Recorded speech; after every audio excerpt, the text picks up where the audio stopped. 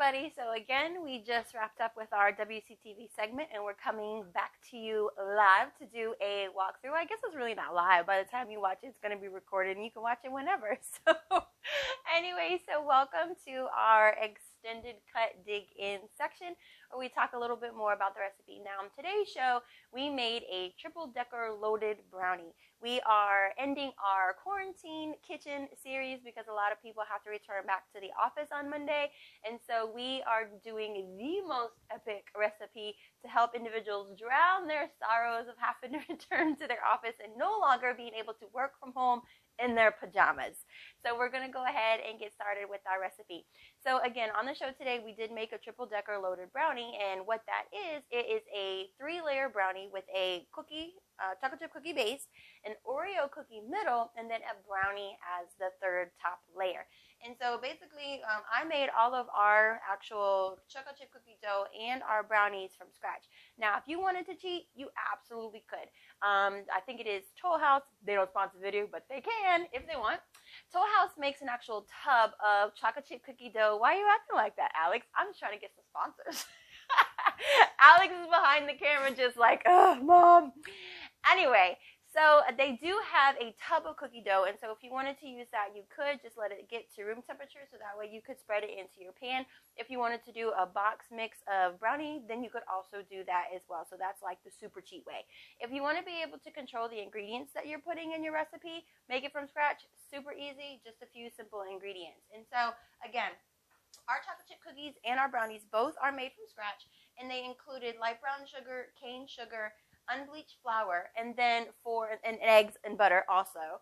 And then for the brownie mix, we actually added some cocoa powder as well. And then both recipes call for your chocolate chips.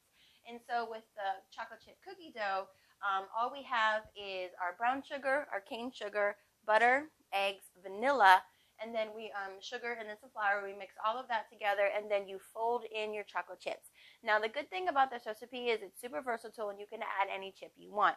We used a dark chocolate chip. I feel like if you're going to have an indulgent dessert, you should be able to justify it, and so the dark chocolate kind of help up that, health factor. I feel like it's healthy for me if I use a dark chocolate chip. But if you want it more sweet, then you definitely can use your semi-sweet chips. You also can add some white chocolate chips as well. Well, they're not chocolate, but anyway, so your white chips as well. And then you can also add some pecans if you would like some pecans in your chocolate chip cookies. Now, for your actual brownie mix, again, we made ours from scratch. And so we used, again, some cane sugar. And what we did was, in order to get the chocolate mixture, we took our butter and our chocolate chips, and then we put them in the microwave and melted them down. From there, we mixed it into our eggs and our sugar mixture. And then after that, we combined our flour and our cocoa mix and combined all of that together. And so that gives you a really decadent brownie mix. Now, from here, what you're going to do is take your pan, and then you're going to line it with parchment paper. The parchment paper is going to be able to help you really get that brownie out of there after it's made, because it is going to be a 3-layer brownie. And so from there, because our bowls look really big, but it's really not a lot of mixture. And so if you don't want a big pan such as this, you can half your recipe and then put your mixture in the refrigerator, your remaining mixture in the refrigerator, and save for another time if you want to. And then so again, we're going to go ahead and get started. And so again, like I said, you start with your cookie dough, your chocolate chip mix, and you're really just going to work that down into the bottom layer of the pan. After that, you're going to press down your Oreo cookies. Now, with the cookies, what I use are a Back to Nature cookie. It's not the Oreo brand. The brand for this one is Back to Nature, and it's a natural chocolate cream wafer cookie. And so that's the favorite one that our family uses. And you can't even tell the difference between a Back to Nature and an Oreo. But again, it does cut out those chemicals that the traditional Oreo does have. So you would press your Oreo down, and then you would go ahead and spread your actual brownie mix on top. I'm going to take a break, go ahead and do that, and then come back and then show you what it will look like after that. All right, so we'll catch you in a second. All right, so we're back, and so what you'll see here is that I just spread the actual chocolate chip cookie dough in the base layer of our pan. From there, what you're going to do is add your chocolate wafer cookies on top. And so basically, you'll take them and you'll put them in rows, and then just gently press them down into the actual dough mix.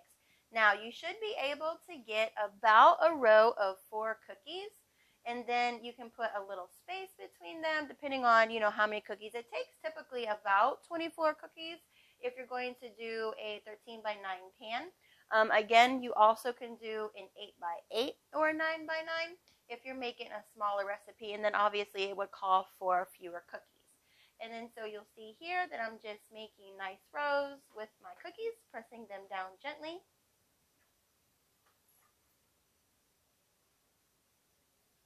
And then after that, so you see we have a nice row of our Oreo cookies.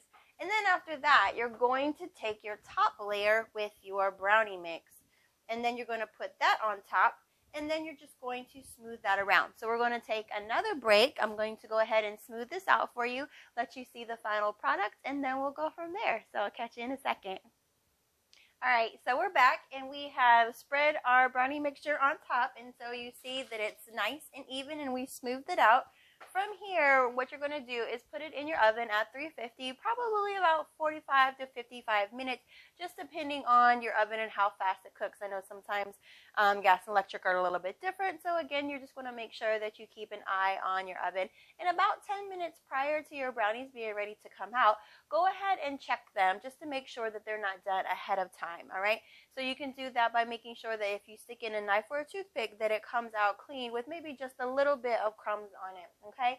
And then so after that, after it's all baked, you're going to want to let it cool. And then once it does, then after you will have a brownie that looks like this. So you'll be able to see the 3 layers very nicely with the chocolate chips and the Oreos and then the actual brownie on top. Now, from there, you get to get really creative with your toppings, okay? And so this is a brownie that we have in our bowl. And then you can top it with your whipped cream, with caramel syrup, or with your actual chocolate syrup. Now, what we did to make ours extra decadent is that we actually topped ours with ice cream. And so, again, if you have been Netflix and chilling, if you have been up super late at night, you can really kind of like, spice up your desserts. We have a Netflix and chilled ice cream from Ben & Jerry's that we topped ours with. Ben & Jerry's isn't a sponsor us either, but again, they can if they want to. And then we also have a Tonight Dough ice cream. Now, the boys and I wanted to be able to do the Boots on the Moon ice cream. Unfortunately, it's not out in our market yet, but in honor of Space Force, when the ice cream comes out, we definitely recommend you try that as well. And then again, just making sure that you're having an amazing dessert to drown away your sorrows as you return to work. So we hope you enjoyed this video. We hope you enjoyed the dessert as well. And then just make sure that you stay safe out there, everybody. And thank you so much for watching our Quarantine Kitchen series, and we hope that you enjoyed.